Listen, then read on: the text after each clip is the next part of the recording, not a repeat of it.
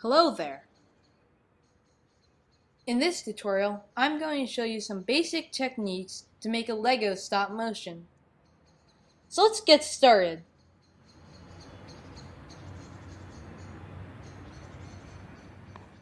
The first thing we should talk about is walking.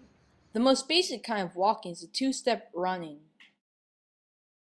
To do this, you first put the main figure on the studs and take a picture. You then put the main figure on top of the studs and take another picture. You repeat this until it's done.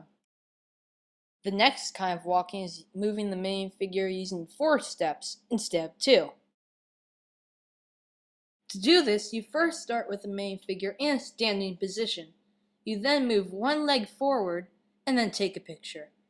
You then move the main figure onto the next stud with the other leg facing out and take a picture. Then you move the main figure back in a standing position and repeat the process. The next type of walking I want to talk about is one that uses 5 steps.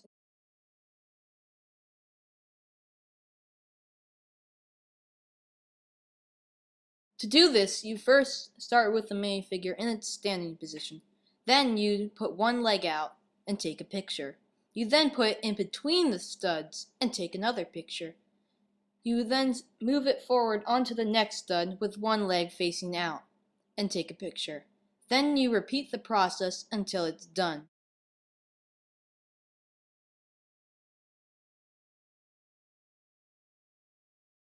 One of the hardest types of walking is running using 4 steps.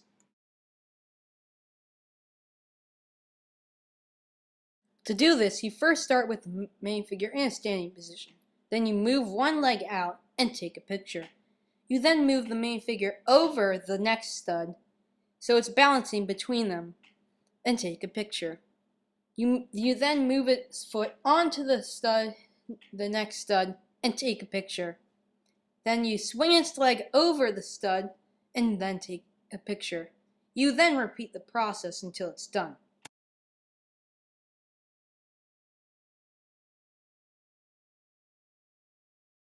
The last, and probably the most hardest, is walking using 6 steps.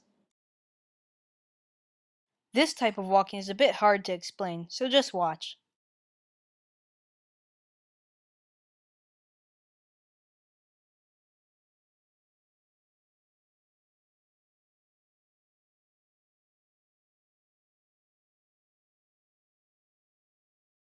Make sure that if you're using a Lego board that you don't move or knock it over. So make sure to tape them down.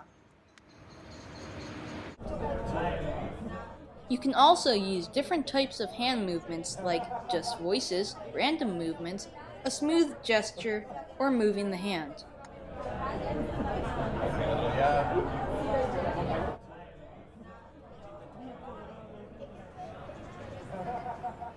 You should then get a good background like this pizza place. It could also be a wall or a backdrop. Make sure to put in details like a sign or an advertisement.